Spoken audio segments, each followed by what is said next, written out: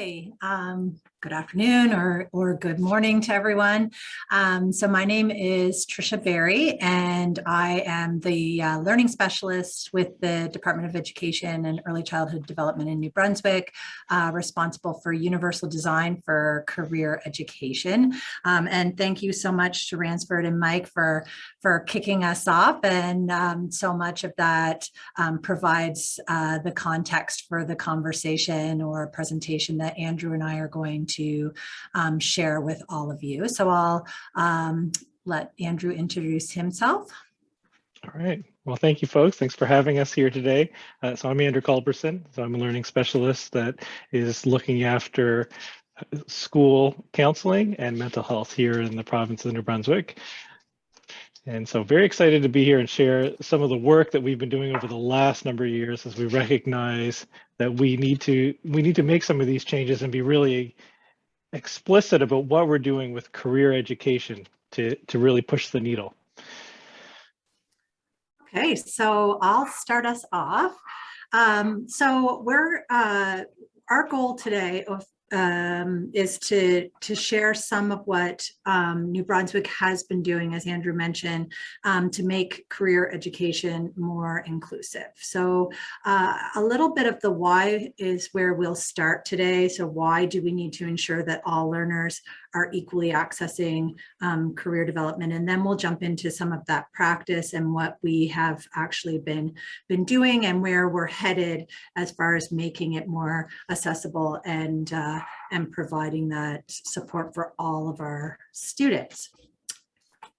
So I think we all know and understand that career education is a superpower. It has that tremendous and long-lasting impact on lives, and such an important thing to be focusing on right now as we understand collectively the benefits that come with actively engaging in career development and career education from K or kindergarten all the way through to grade 12 and beyond. And one of the things that Andrew and I speak of quite a bit is that career education and career development is directly linked to mental health, and it is a mental health intervention and can bolster young people's hope for the future. We also see many other benefits from engagement, academic improvement, reduced unemployment in the future, and strengthening economic growth.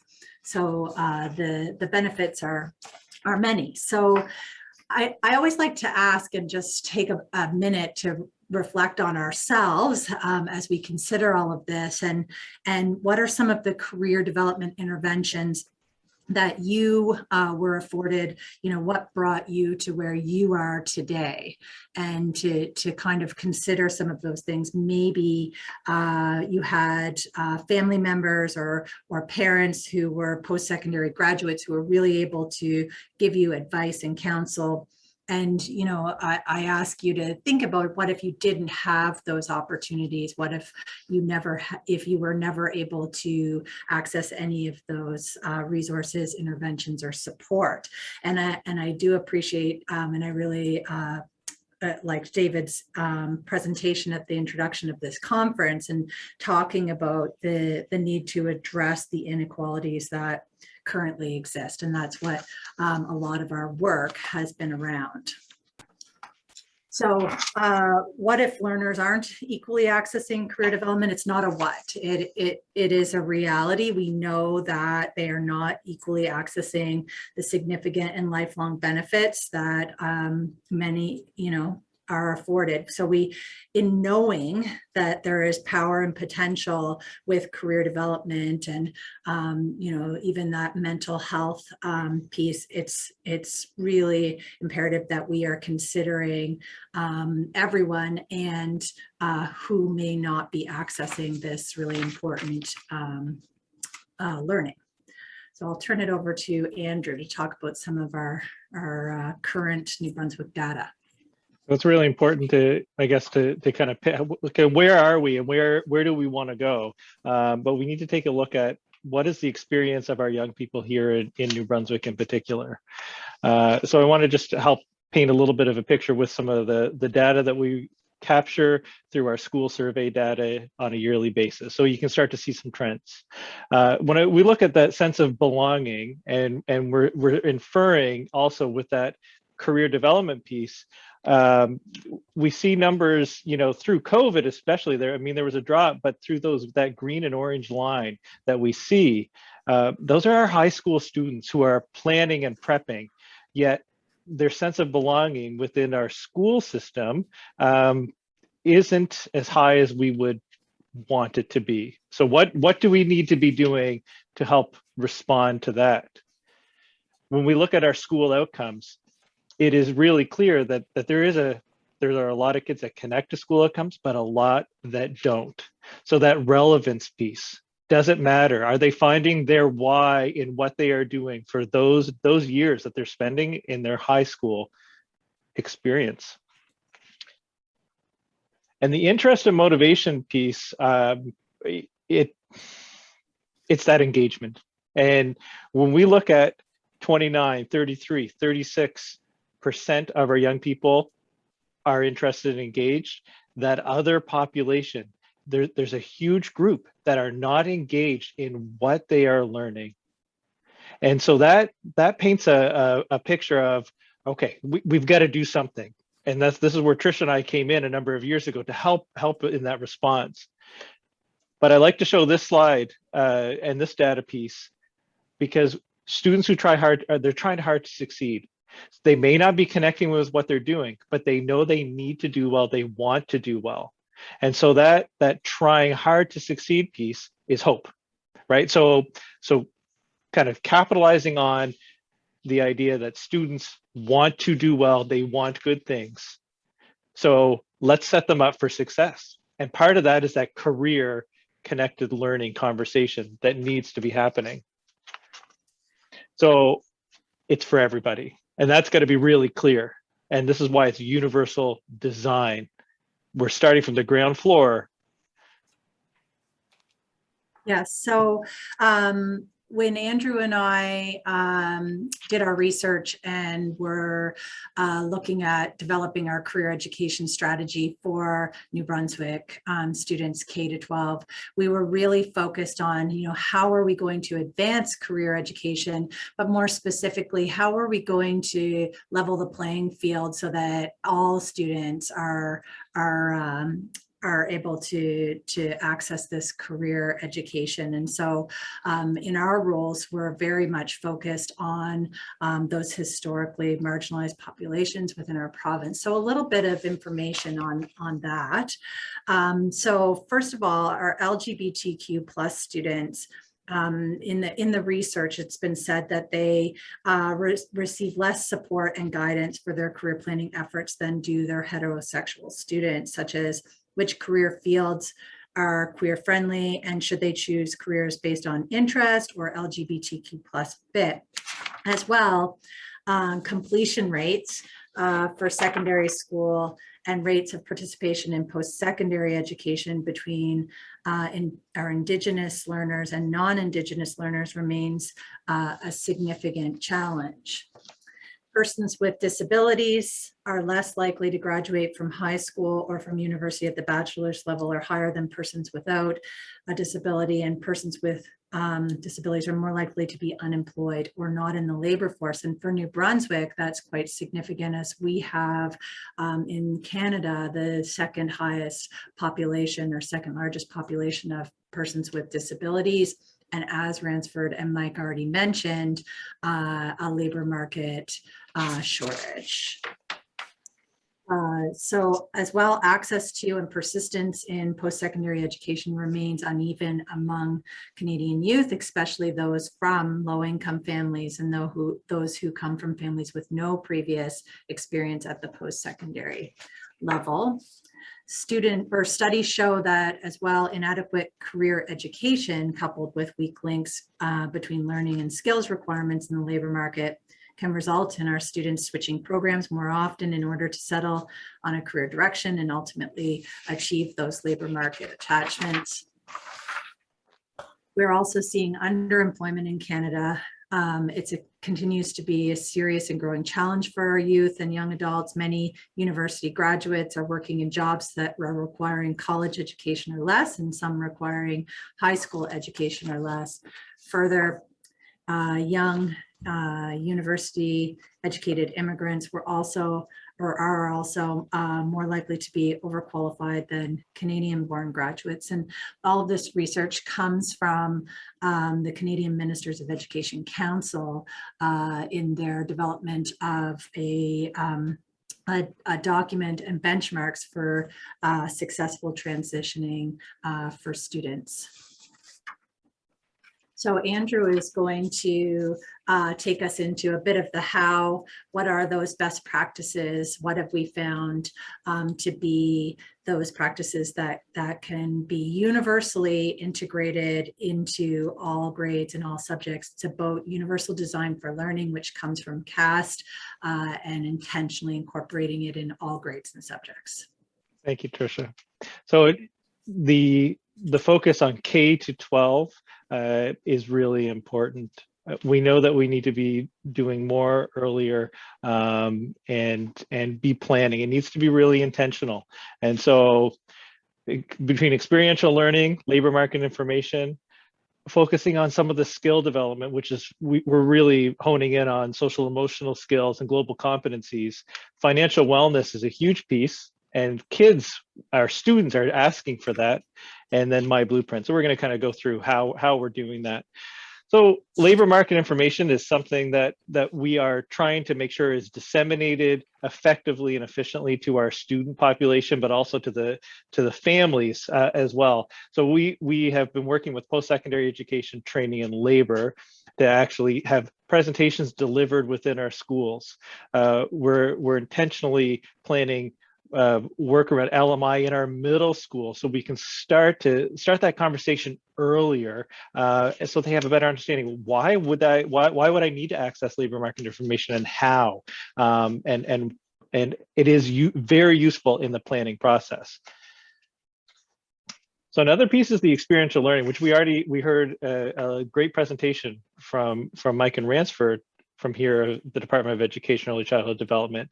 Experiential learning is something that we've really also focused in on as a way for our students to build that self-efficacy. So a couple notable things that are a little outside of the norm, outside of the co-op and the experiential learning that we might experience physically. We've also engaged in a virtual reality pilot, which was really successful last year, where we had career simulations happening in virtual reality. And so we were able to move those kits around the province, and kids that didn't have an experience through COVID to go out to a workplace were actually able to virtually try these, career opportunities.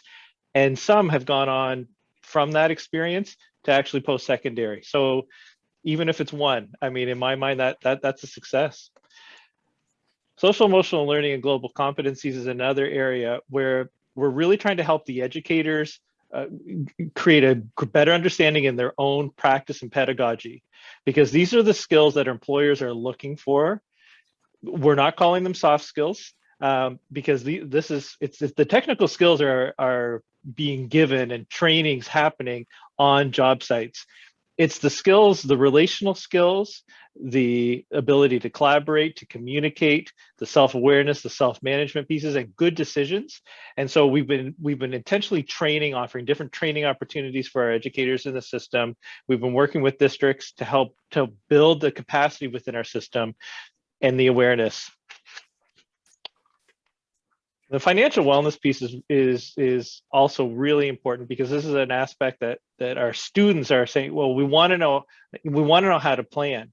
And so we've worked really closely with CFI here in Canada, which is a nonprofit organization they've created a financial literacy module, which is just rolling out now. That it's wonderful, but it's getting this information out to our learners, and they're asking for it. So we also have financial and workplace courses as part of our high school programming, which are offered as optional credits for some, but mandatory credits if you're not going the route of calculus for others, to kind of make that part of that learning.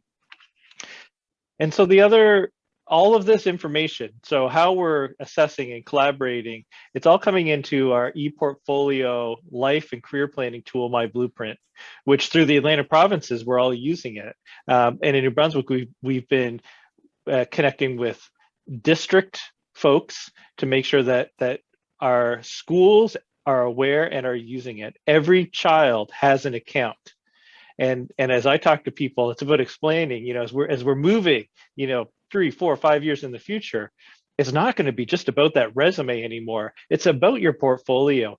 Show the learning that you have experienced. And it's not just happening between 4 walls of a school, or even 4 walls of a office building, or wherever those experiences might be occurring. And so it's a leveling the playing field. And it's really all about that idea of social justice and equity. Tricia? So as I mentioned earlier, Universal Design for Career Education is developing career education experiences to meet the needs of all of our learners. And so we are always intentionally using that lens of UDL to address any of those barriers that may result in inequitable access to career education. And this is really coming from that place of social justice. So career education is the development of our students' skills, strategies, supports, and resilience needed to successfully pursue their preferred futures. And when framed in this way, all of our educators understand, regardless of the grade or subject that they teach, that they are in turn that career influencer, not needing to be a career counselor or anything like that, but that understanding of that influence that they have with students. And one of the things that we have recognized in our conversations with educators and even guidance counselors, that they are looking for some of that professional learning to support that role as a career influencer. You can just flip to the next slide, Andrew.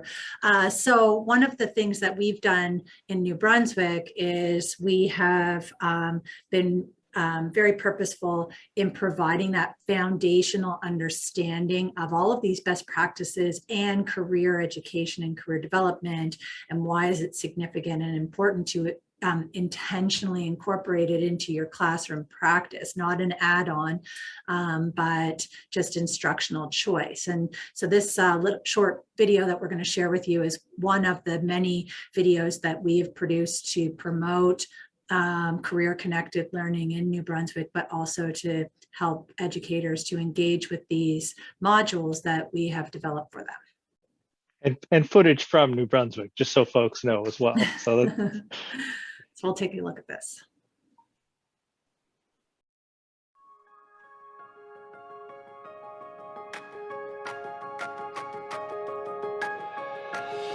We've developed a series of online modules that are meant to help educators deliver career education regardless of grade or subject. So they're very practical, and they give an abundance of ideas and strategies and resources for intentionally incorporating those best practices into your classroom. At the root and the heart of all good educators, they really care about young people's success now and in the future, and want them to be productive and healthy and hopeful citizens. Now is the time for us to really look at how can we do better. What are we going to do moving forward in helping to prepare young people? And we have to think differently. We need to be innovative. We can't do career education the way we always have. It's K to 12. It's everyone's responsibility to help young people prepare for the future. Regardless of grade or subject, everyone is a career influencer, and in turn needs to intentionally incorporate these best practices into their classrooms, into their work. Not an add-on, but just instructional choice and a way of helping young people to be prepared for the future.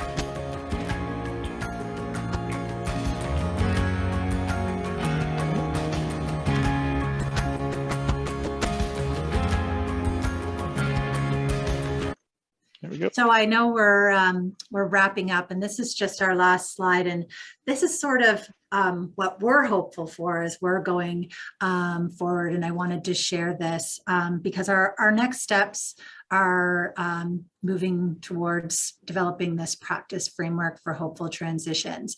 So if you're familiar with it, we're looking to use the response to intervention, or RTI model, that has traditionally been used for academic achievement in schools, but we're going to look to use it for career education, K-12, or career connected learning.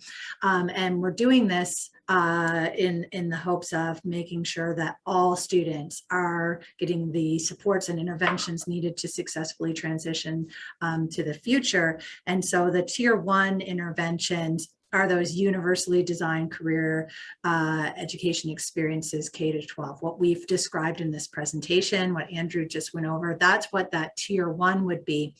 But then we are looking to build from there and incorporate those tier 2 targeted career education interventions when we see the need for that additional scaffolding for students to reach their preferred future. And then tier 3 would obviously be those individual career development and transition interventions that are needed for a small population of children. So this is our next steps, and we're also really excited to have attended these 3 days and have got lots of great ideas to help us as we move forward with our work and with that practice framework. And we will wrap up and would love to take some questions. Yes, thank you. Thank you very much. Thanks so much.